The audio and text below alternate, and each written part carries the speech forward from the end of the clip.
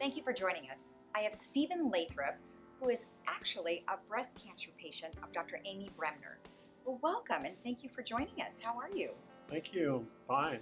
You're fine. Feeling good. Feeling good. Well, that's the important thing, right? Yes, it is. All right. Well, you and I had an opportunity to chat earlier about what's going on. And I really want you to tell me kind of your journey, how this all came about.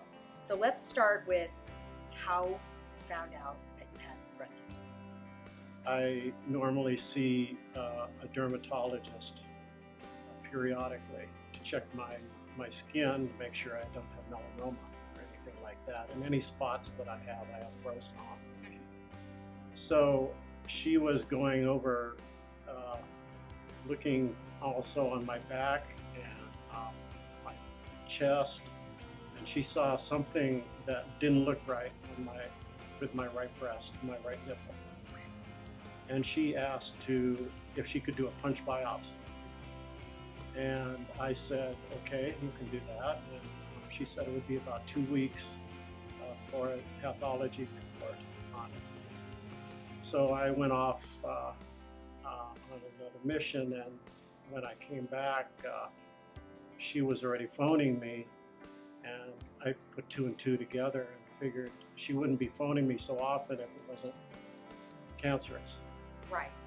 Now, you had said that you don't have access to your phone, and then when you got back after your mission, you then had several messages. Yes, that's correct. Tell me what you told me before, like all of a sudden you kind of knew what she was going to say. Well, I just had a feeling, when she told me she would let me know the results in about 2 weeks, and it'd been about that. Okay. And when I got service with my phone, I had messages there.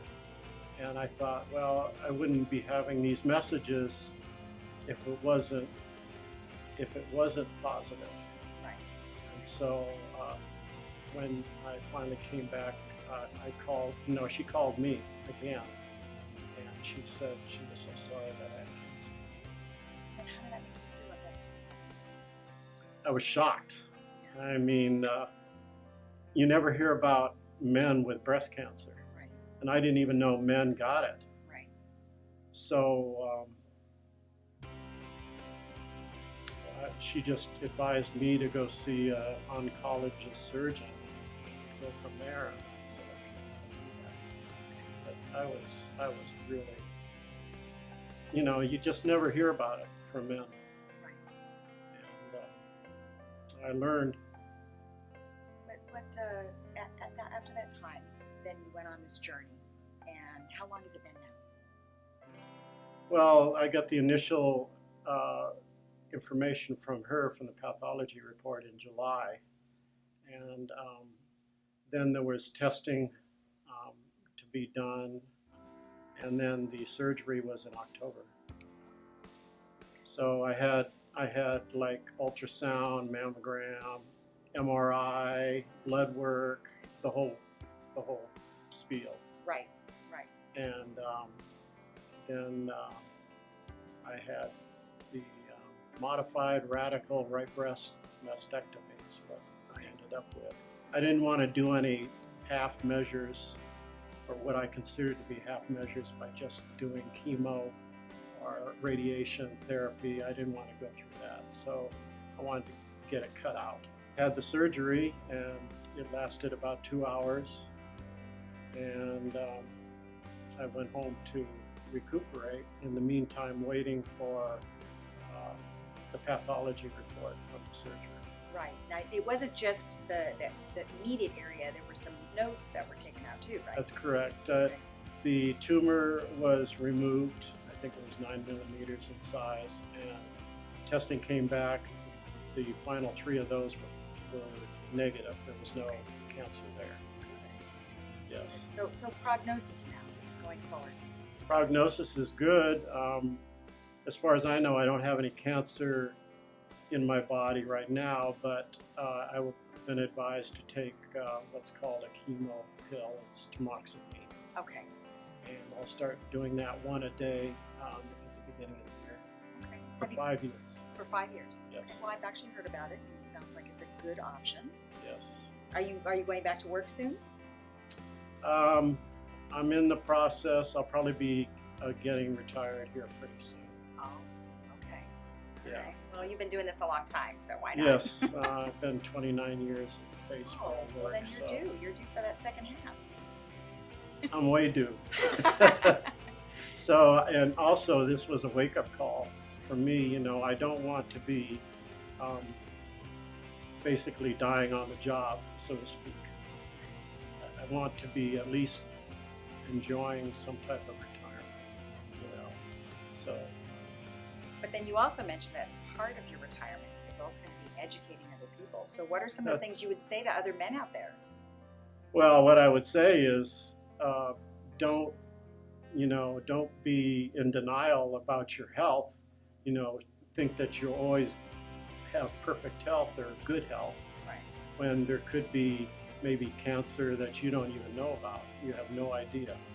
So proactive is what I would say. Be proactive and see, for instance, a dermatologist every few years.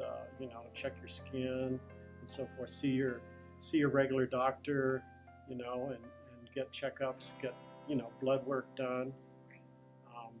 For men, I would say, you know, it's out there. You know, there's breast cancer out there for men, and although less than 1% have had it, it's certainly possible that those maybe in the audience or even at my base could contract it. So. Well, right. Now we're just finding out about it. Who knows in the next few years if there aren't more cases? Right, and I think in my case, you know, I never knew about it, so it wasn't even an issue. It wasn't even anything I thought about before. But. Right. Well, thank goodness you went to that dermatologist. Yes, I was very thankful of that. And they caught it at a fairly early stage. Yes, again, I was fortunate. It was, you know, I consider it a 1 in a million shot. That first of all, I went to a dermatologist that either had previous contact with that type of disease, Right. and she spotted it. You know, I could have went to somebody else and maybe they wouldn't have. So I was very fortunate, and it was like, I think they called it a stage 2 because of the lymph node that was impacted. Right. But yeah, it was very positive. Let me ask you something. Does your family have any history of cancer? No. Not at all. The only thing, my father had ALS. I don't know if that's considered cancer or not. Lou Gehrig's disease, it's normally called. So he passed away because of it. Right. But other than that, But no breast cancer or anything no, like that? Not a problem. nothing like Okay. that. Okay. Wow.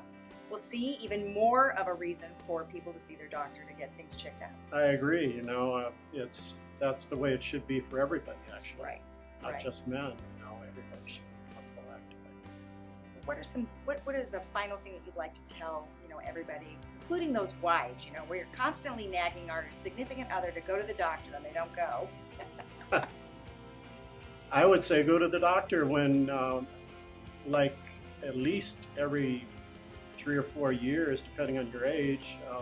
Go, suck it up and go see the doctor, whether you like doctors or not. No, I mean, nobody likes to go in to the doctor because normally they think, well, they're going in for something that's, it's not good.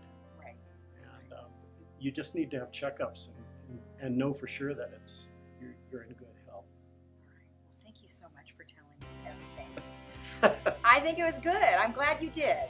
Well, I feel it's important. I actually sent a report of my surgery to people on the base where I work to let them know, especially the men, that it's out there and that they should be aware of it. And just about everybody I've talked to, male-wise, is not. They're not aware of it. Yeah. Well, you're on a journey now. Well, I'm happy to do that if it saves lives. Wonderful. Thank you so much for sharing your information. I appreciate it. You're welcome. Thank you. Thank you for joining us.